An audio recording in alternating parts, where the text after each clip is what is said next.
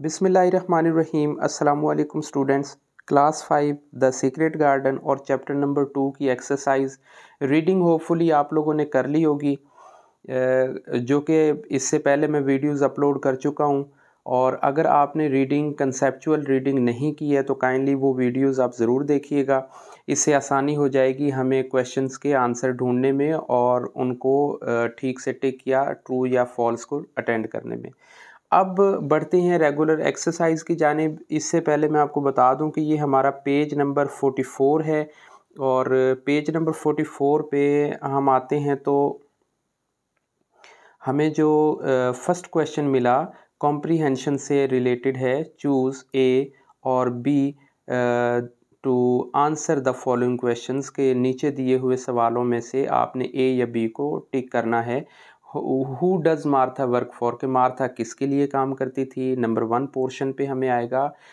Choice है हमारे पास miss मेडलॉक की, चॉइस है हमारे पास मैरी लेनेक्स की। तो ऑब्वियसली इसका ट्रू आंसर ए है, ए को हम टिक करेंगे। मिस मेडलॉक के लिए वो काम करती थी जो कि एक हाउसकीपर थी। नंबर 2 पे आते हैं। Where do Martha's brother and sister live, कि मार्था जो सुबह नाश्ता लेके आती है मिस मैरी के लिए, तो उसके बहन भाई कहाँ रहते हैं। डेफिनेटली वो एक स्मॉल हाउस में रहते हैं। मोर है, यॉर्कशायर मोर के अंदर वो रह रहे होते हैं। तो इसका भी जो आंसर है वो 1 पे आप टिक करेंगे। नंबर 3 पे हम आते हैं। Why does Mary find the Yorkshire moor ugly, कि मैरी को जब वो यॉर्कशायर के अंदर आती है उसे इतना अगली क्यों लगा, यॉर्कशायर मोर जो है वो इतना इंटरेस्टिंग क्यों नहीं लगा। सो चॉइसेस हमारे सामने नीचे दी हुई हैं। Because there is nothing there, के वहाँ पे तो कुछ खास नहीं था। नंबर 2 पे आती है because everything is grey. So number 1 की जो चॉइस है वो हमारे लिए ठीक है, क्योंकि हमने जब चैप्टर 2 की रीडिंग की तो स्टूडेंट्स आपको पता है कि वहाँ पे कुछ खास नहीं था। जब उसने विंडो से दूसरी तरफ देखा तो उसे वहाँ पे कुछ खास नज़र नहीं आया, इंटरेस्टिंग नज़र नहीं आया। सो चॉइस 1। बढ़ते हैं नेक्स्ट 4 नंबर पार्ट की तरफ। हु इज़ बेन वेदरस्टफ, जाहिर है वो एक गार्डनर है। आपने भी पढ़ा कि जिसका एक वो बर्ड भी था जिसके पास। अब इसकी चॉइसेस हम देखते हैं कि नंबर 1 ये मार्थाज ब्रदर है, नंबर 2 द गार्डनर। तो ऑब्वियसली आप नंबर 2 को टिक करेंगे, ये गार्डनर है। अच्छा, एक चीज़ मैं आपको बताऊं कि ट्रू और फॉल्स के अंदर थोड़ा सा रीड आपने तसल्ली से करना होता है। सम टाइम जो चॉइसेस हमारे सामने होती हैं वो बड़ी नेक टू नेक, बड़ी क्लोज एक दूसरे के साथ चल रही होती हैं, और जब हम किसी एक छोटा सा टिक करके अपना 1 नंबर या 2 नंबर ज़ाया करते हैं तो उससे बहुत तकलीफ होती है। अच्छा, अब नंबर 5 पोर्शन नंबर 5 की तरफ बढ़ते हैं। Where is the sky, sorry, where is the key of the secret garden, की जो सीक्रेट गार्डन की है वो कहाँ थी। नंबर 1 नो वन नोज, कोई नहीं जानता था। Number 2 only mister Craven's wife knows. So no one knows का है कि किसी को भी नहीं पता था, क्योंकि मिस्टर कैरीवन ने उनको फेंक दिया था, पता नहीं कहाँ फेंक दिया था, किसी को कोई नहीं मिल रही थी। अब हम बढ़ते हैं अपने क्वेश्चन नंबर 2 की जानिब। ये भी कॉम्प्रीहेंशन से रिलेटेड है। इसमें हमारे सामने दिया हुआ है क्वेश्चन, मैं रीड करता हूँ। पेज नंबर 44 है। बाई मिस्टेक मैंने स्लाइड के अंदर 42 नंबर पेज लिख दिया, इसके लिए मैं माफ़ी चाहूँगा। सो इसे इग्नोर करना है आपने। पेज नंबर एक्चुअल 44 है। तो match the two halves of the sentences below. Halves का मतलब होता है हाफ, टू हाफ मतलब जो सेंटेंसेस हैं आपने उनको मैच करना है कि वो ए बी के साथ कैसे मैच करता है। अब हम सबसे पहले रीड करते हैं मार्था को। मार्था बेसिकली एक कैरेक्टर आया जो कि काम कर रही थी, सर्वेंट थी। अब हम तसल्ली से सामने रीड कर लेते हैं। लाइक्स प्लेइंग इन मोर, वो मोर के अंदर खेलना पसंद करते हैं। Lock the door of a garden, secret garden का डोर बंद है। Brought Mary breakfast. सो ये सी जो है ये चॉइस 1 के लिए बेस्ट रहेगा, क्योंकि वो नाश्ता लेके उसके लिए आती है। Brought Mary breakfast. अब हम सेकंड नंबर का पढ़ते हैं।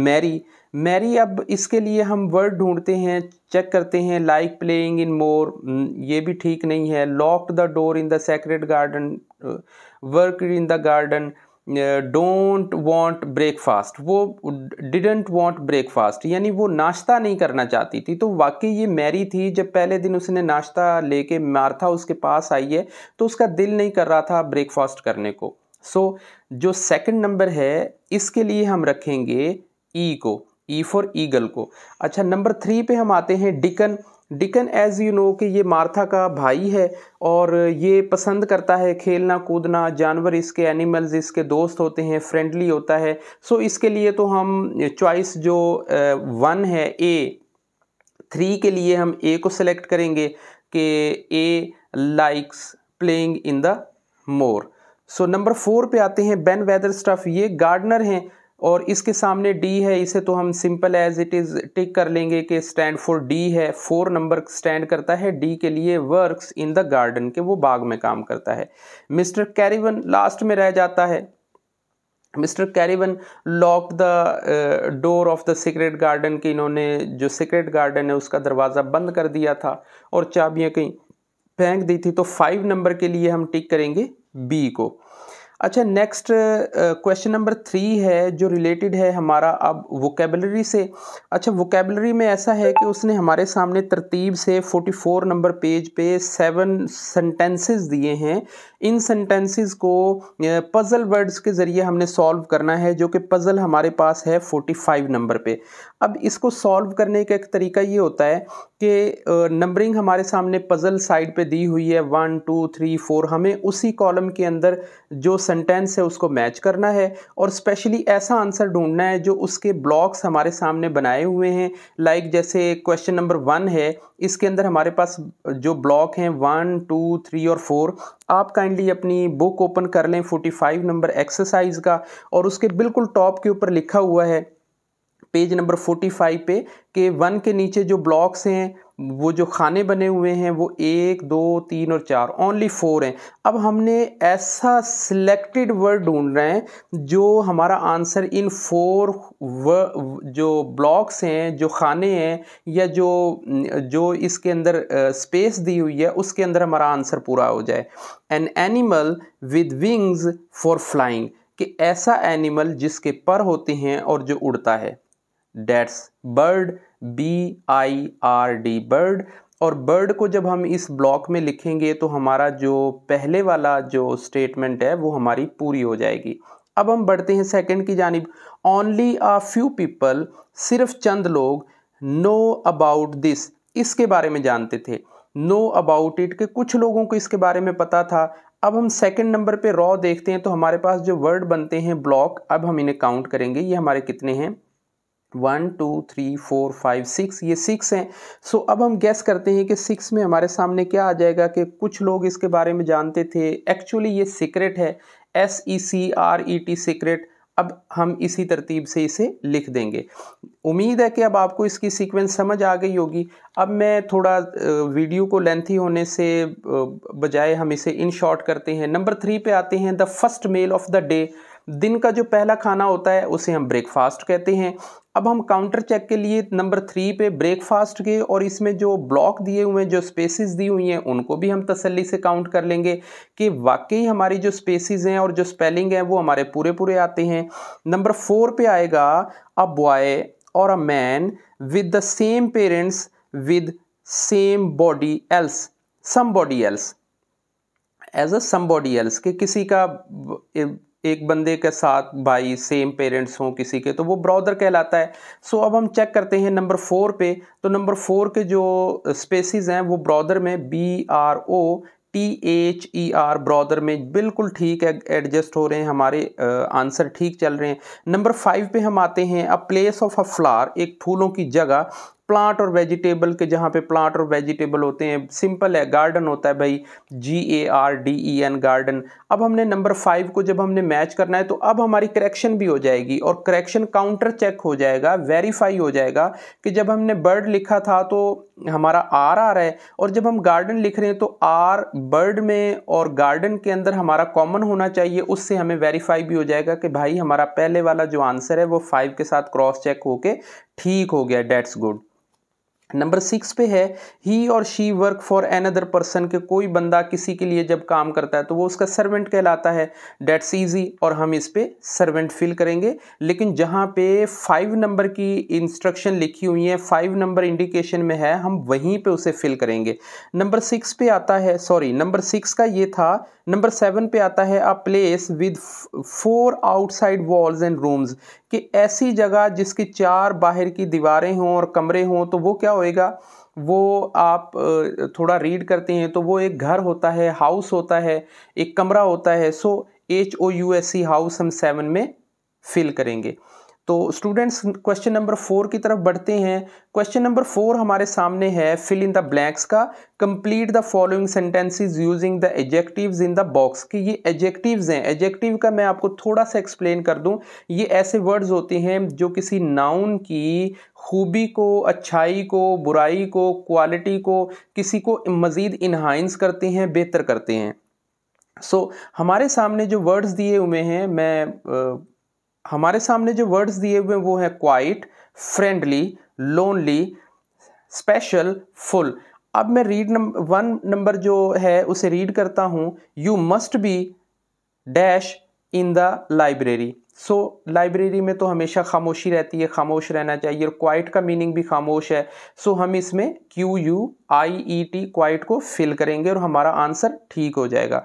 नंबर 2 को रीड करते हैं। Susan had no friend and felt, Susan का कोई भी दोस्त नहीं था और वो महसूस करती थी on the first day at her new school, के जब वो अपने नए स्कूल में गई है पहले दिन वो बड़ी अकेला अकेला फील कर रही थी। हमने जब इन वर्ड्स को पहले पढ़ा, क्वाइट खामोश होता है, फ्रेंडली, अब चूंकि उसका दोस्त ही कोई नहीं था तो ये फ्रेंडली कैसे हो सकता है, हम इसे रिजेक्ट करेंगे। लोनली अकेला होता है, स्पेशल, स्पेशल भी एडजस्ट नहीं हो रहा, फुल भी एडजस्ट नहीं हो रहा। लोनली एक ऐसा वर्ड है जो हमारा सेकंड नंबर पे एडजस्ट होएगा और हम उसे फिल करेंगे। आप टिक करते जाएं साथ साथ में। नंबर 3 को रीड करते हैं। नंबर 3 पे आता है room is a very dash place for because I meet my best friend there, कि रूम मेरे लिए बहुत अच्छी जगह है, स्पेशल जगह है, ख़ास जगह है, क्योंकि मैं वहाँ अपने दोस्त से मिला। अब जो हमारे पास चॉइसेस हैं उन चॉइसेस में हम क्वाइट को और लोनली को तो ऑलरेडी कर चुके हुए हैं। अब हमारे सामने जो रह जाती हैं वो फ्रेंडली हैं, स्पेशल है और फुल है। अब इस सेंटेंस को अगर हम तसल्ली से रीड करते हैं तो इसमें स्पेशल प्लेस आता है, ख़ास जगह जहाँ पे दोस्त मिलता है। नंबर 4 को रीड करते हैं। When the football match started, जब फुटबॉल मैच शुरू हुआ, the stadium was dash of the people, stadium तो अगर मैच शुरू हो जाए तो स्टेडियम तो भर जाता है, फुल हो जाता है, तो इसे हम 4 टिक करेंगे। नंबर 5 पे हम बढ़ते हैं। तो the new lady in the shop is very nice and, बहुत अच्छी है, एंड, और हमारा लास्ट में सिर्फ फ्रेंडली रह गया था तो हम स्टेटमेंट के अकॉर्डिंगली भी फ्रेंडली आ रहा है और हमारे पास चॉइस भी फ्रेंडली ही बाकी रह गई है। अब स्टूडेंट्स क्वेश्चन नंबर 5 की तरफ बढ़ते हैं। Follow up the activities. अब ये बेसिकली एक्टिविटीज़ ऐसी हैं कि पूरी एक्सरसाइज आप चाहे ना करें, थोड़ा कर लें, लेकिन ये वाले क्वेश्चंस आप करें, क्योंकि यहाँ से आपके पास जो क्रिएटिव राइटिंग की स्किल है वो इम्प्रूव होएगी और उसके साथ साथ आपको थोड़ा थोड़ा लिखना आएगा। अब ये एग्जैक्ट क्वेश्चन का आंसर आप अपने तौर पे भी लिख सकते हैं, हमारे टीचर भी गाइड करेंगे, मैं भी थोड़ा गाइड कर रहा हूँ। इन क्वेश्चंस का आंसर देने का मकसद ये है कि हम थोड़ा थोड़ा अपनी जो क्रिएटिव राइटिंग की स्किल है उसे करीब करीब करें। नंबर 1 पे आया है कि बोथ मैरी एंड डिकन, के मैरी और deacon became friends with animals, के वो दोस्त, उनके एनिमल्स दोस्त होते हैं मैरी और डिकन के। ये हमने रीड किया चैप्टर नंबर 2 में। अब सवाल वो ये करता है, do you like animals? Yes I do. इसका आंसर हो गया yes I do. Do you like animals? Yes I do. इस पोर्शन का जो आंसर है वो हो गया यस आई डू। इसके बाद आगे करता है which is your favourite animal, के आपका बेहतरीन एनिमल दोस्त फ्रेंड कौन सा है, एनिमल फ्रेंड कौन सा है, आप किसे पसंद करते हैं एज ए पेट। तो इसके लिए हम करते हैं I like animals very much. यहाँ से हम सेंटेंस को स्टार्ट कर सकते हैं। नीचे हम और मज़ीद कह सकते हैं कि I specially like baby animal like kitten, like dog, like a lion, like a hen, like a something जो आपको समझ में आता है, जो आपको अपनी स्टेटमेंट के हिसाब से, जिसके स्पेलिंग आपको अच्छे से आते हैं, जिसके बारे में आपकी कोई ऑब्जर्वेशन है और आप उसे कर सकते हैं। अब जो थर्ड पे पोर्शन है, तीसरा जो पोर्शन इसके अंदर पूछा गया वो वाई, एक रीज़न ली गई है। तो रीज़न में आप सिंपल कह सकते हैं कि because they are all so cute, कि वो बड़े अच्छे होते हैं। अब एक ही सवाल के अंदर, एक ही क्वेश्चन में हमसे 3 पोर्शन पूछे गए। अब हमने इन तीनों को सेपरेटली छोटा छोटा करके अटेंड करना ताकि हमारे लिए आसानी हो सके। क्वेश्चन नंबर 2 की तरफ बढ़ते हैं तो हम ये रीड करते हैं, Mary now lives far away from the city, कि मैरी तो अब रह रही थी ना शहर से बड़ा दूर, वो लोकल एरिया था, गांव था, विलेज एरिया था, वहां पे खुली हवा थी, गार्डन था।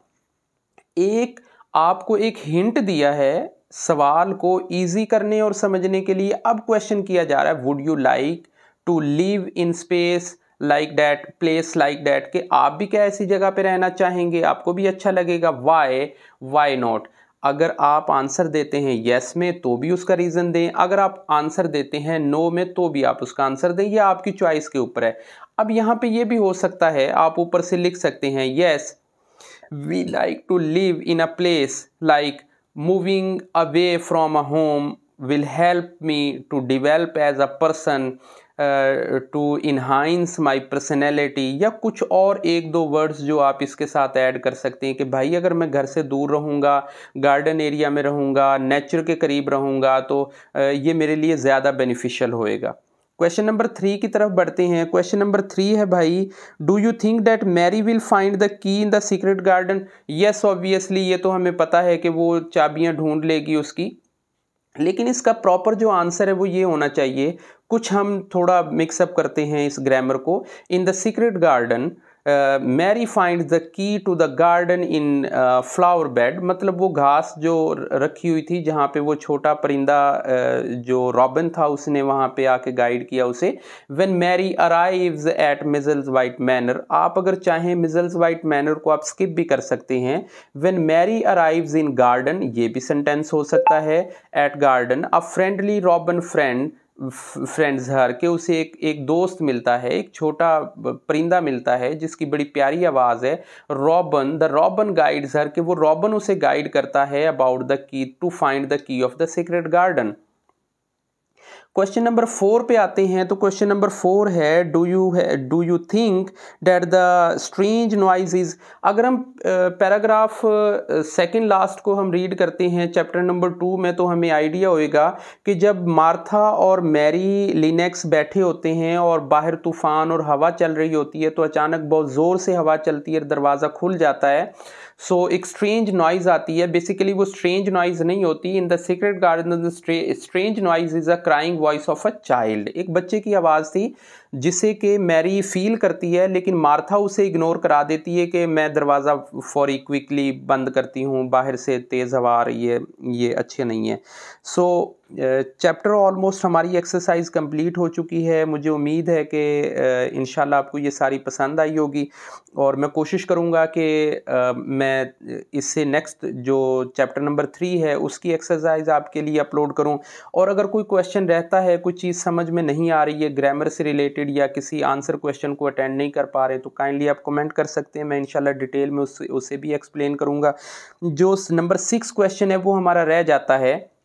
बेसिकली नंबर 6 के अंदर ना 2 पोर्शन बना के उसने सवाल किए हुए हैं। Imagine you are a Mary, कि आप ये सोच लें कि जैसे आप मैरी हैं। Right a page in your diary about your first day in measles white manner, कि मेजल्स वाइट मैनर के अंदर आपको पहले दिन के बारे में कुछ डायरी लिखनी है, कुछ अपने वर्ड्स लिख ले हैं। और इसका सेकंड पोर्शन ये बनता है, इसका सेकंड क्वेश्चन इसके अंदर ये है, write about your first meeting at Ben Weatherstaff at the robin, कि जब वो रॉबिन उस परिंदे से मिली और जब बेन वेदरस्टफ जो ओल्ड गार्डनर है उससे मिली तो उसे कैसा फील हुआ। ये जो दो क्वेश्चंस हैं स्टूडेंट्स, इनके बारे में आपने 60 to 80 वर्ड्स लिखने हैं। कुछ गाइड मैं आपको करता हूँ, कुछ आपने अपनी तरफ से क्रिएटिव राइटिंग करनी है। मेरी कोशिश होएगी कि कम अज़ कम बल्कि मुझे खुशी होएगी अगर आप ये क्वेश्चन नंबर 6 को खुद से थोड़ा अटेंड करने की कोशिश करते हैं। सो देखते हैं कि जो इसका फर्स्ट पार्ट उसमें ये कह सकते हैं, how do I right about a journey, कि मैं एक सफ़र के बारे में, किसी नई जगह पे, किसी लोकेशन के बारे में जाने से पहले कैसे लिख सकता हूँ या कैसे लिख सकती हूँ, या हमें इसे कैसे क्रिएट करना है। Certainly a wonderful to me के कोई भी सफ़र जो होता है, कोई भी नई जगह पे एक्टिविटी होती है, कहीं पे नई जगह पे मिलना होता है, कोई न्यू प्लेस होती है, वो बेसिकली वंडरफुल होती है, ब्यूटीफुल होती है, इंटरेस्टिंग होती है। सो ये वो एडजेक्टिव्स हैं जो आपने यूज़ करने हैं अपनी इस स्टेटमेंट के अंदर। मैं आगे एक और जुमला आपके लिए ऐड करता हूँ, ट्रेन जर्नी हो गई, बस जर्नी हो गई, या कोई और जर्नी होगी जिसके ज़रिए आप इंजॉयमेंट सोर्स पे, कहीं ट्रिप पे, कहीं और जगह पे जा रहे होते हैं। तो ये वो आइडियाज़ हैं जो आप लोगों ने अपनी किसी लर्निंग बुक के अंदर, किसी डायरी में, किसी नोट के अंदर आपने डिफरेंट प्लेसेस को जब आप विजिट करते हैं तो लिखते हैं। लेकिन इस सवाल का फोकस आपने सारे का सारा रखना है मिसेस वाइट मैनर के अंदर, जो कि एक बहुत बड़ा घर था जिसके अंदर अराउंड कोई हंड्रेड्स मोर देन रूम्स थे, बड़े गार्डन थे, बहुत ज़्यादा वो थे। आपने मैरी के तौर पे फीलिंग लेके ये बताना है कि आपके कैसा एक्सपीरियंस था, आप वहाँ पे कैसा फ़ील कर रहे थे। सो क्वेश्चन नंबर 2 की तरफ पार्ट 2 में आते हैं। तो पार्ट 2 हमारा था कि आप ये बेन वेदरस्टफ और उस रॉबिन के साथ मिलते हुए अपनी फीलिंग का इज़हार करें। तो in the garden the Mary comes to meet the old garden named Ben Weatherstaff, you know कि वो ओल्ड मैन था, काम कर रहा था, मोर देन 10 ईयर्स वो एक ब्यूटीफुल लेडी के साथ काम करता था। उसने सारी अपनी तफसील बताई थी जो कि हमने चैप्टर नंबर 2 में रीड की है। She also meet the robin, वो रॉबिन से भी मिलता है जो कि उसका फ्रेंड होता है, उसके बेन वेदरस्टफ का फ्रेंड होता है, और वो एक बर्ड होता है। Mary surprise the sound of the beautiful bird, और वो इस ब्यूटीफुल बर्ड से की आवाज़ सुन के बड़ी खुश होती है। सो चैप्टर हमारा अल्हम्दुलिल्लाह क्लोज हो गया है। Thank you for watching. और कोई क्वेश्चन रह गया हो उसके लिए मैं माज़रत चाहूँगा, और अगर कोई चीज़ समझ में नहीं आई हो तो काइंडली कमेंट कीजिएगा और मैं फ़ौरी तौर पे उसका फ़ीडबैक आपको दूँगा। तब तक के लिए अल्लाह हाफ़िज़।